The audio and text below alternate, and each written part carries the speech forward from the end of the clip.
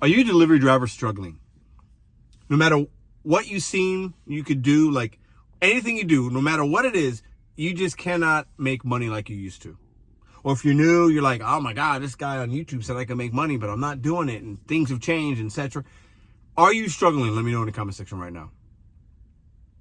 I have an interesting thing I want to bring to you, because I see and meet a lot of people just about every day. Well, I see a lot of y'all in the comments, but I even see people out. People that I've known for a while, new people that I meet. I ask them, how's your day going? How's it going? In the same marketplace, St. Louis. And half the time, half of them say, oh, I'm doing great. They show me their earnings. Oh, I'm doing good. I'm doing good. I'm doing good. People that have been doing this for years. Some of the ones that y'all I meet, only a few months. The other half, I'm spending nothing. I've been sitting in this parking lot for an hour. So one guy told me that today. I've been sitting here for an hour. Haven't seen one thing. Instacart shopper. The mixed bag and the spectrum of results in the gig economy is so wide. But why?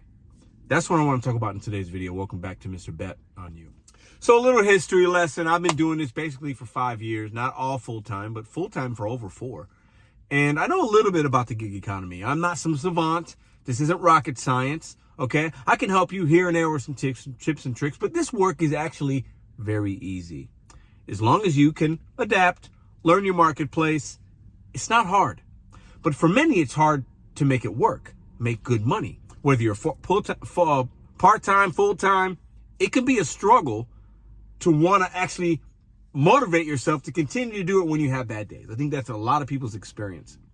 But what's interesting to me is I've been getting to watch other people, especially Instacart shoppers, whether they're on TikTok or YouTube or Instagram or whatever, right? Facebook groups and Reddit forums. And the Instacart shopping groups, interesting to me. I'm starting to learn a little bit more about the app. I've had it for a while now, but I'm really starting to do it. It's my main app right now, mostly, most days, most weeks.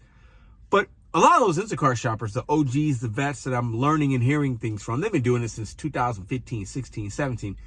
Instacart was a big moneymaker for most of them. And those days are not the same, you know. Pandemic's done, you know, those was a heightened of Instacart. But what's interesting is, and I'll get to my point, why do you think it is that you can have somebody in, we'll just use my market of St. Louis. Drop your market in the comment section. Let me know what you represent. Do that now if you don't mind. But St. Louis driver like myself, and let's say this is a driver right there in that car right there. Why do you think we can have the same apps, the same app, the same 2 or 3 apps, go out the same days, work the same 30 to 40 hours, and have a drastically different experience in the same marketplace, same zone? Why? Is it that I'm better than them? Is my skill level that much more different? Is my customer service better to where I'm making that much more money? No. Incrementally, yeah, that can help here and there to get an extra cash tip or added tip, or sure, that's part of it. Some of the apps even have the programs and the tiers to where if you have certain metrics and ratings, they're going to prioritize you. There's something to that sometimes. But why is my experience different than that driver's experience? Why is your experience, if you're doing really well, different than the other 100 people in your marketplace that aren't? If you're somebody that's not doing good, why are you not doing good, but you see people in your marketplace with the same apps and they're bragging about the money that they make?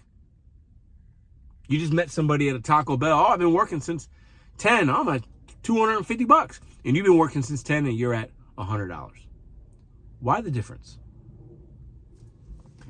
I'll give a couple reasons why I think drivers have a very different experience and they're in the same marketplace. 1, I do believe attitude and willingness or lack thereof to change strategy or adapt or whatever word you want to call it, be more fluid, right? Be more loose in your decision making. I think that's a big factor. I think a lot of us are like, I got to have this certain miles to money because I watched a video from this guy in 2020 and he said, if I don't make $2 a mile, and we've stayed in that mindset because it worked then, and we're afraid to change things to 2025, almost 2026 levels of adaptability. I think some of us that aren't having success and looking at other people, that's a big reason. I don't want to play the tier game. I don't want this. I'm not going to do that. I'm not going to bend the knee. I think that has a lot to do with it. You know, I say that because I'm somebody that was big no tip, no trip. I am the poster child for no tip, no trip. That I didn't start it. I didn't end it.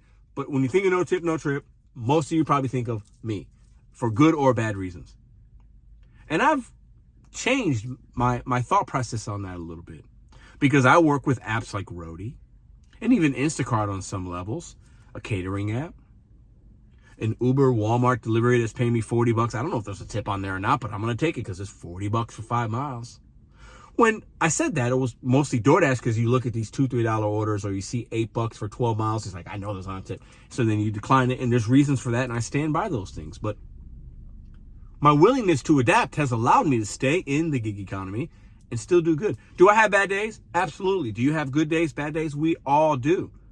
But I've been able to support my family by doing this with the YouTube channel. That's a big part. I don't want to not say that. But at the end of the day, I'm not making less money than I was before. I'm making more because I'm able to adapt. I think a lot of people that aren't having success in the delivery apps are doing the same thing and expecting a different result. We all know what that is. So my question to you, and I'll close with this here. If you see other drivers having Instacart apps and DoorDash and Uber or whatever, and other people in your marketplace are having success, because only you can't compare you to me because we're in different marketplaces unless you're in St. Louis.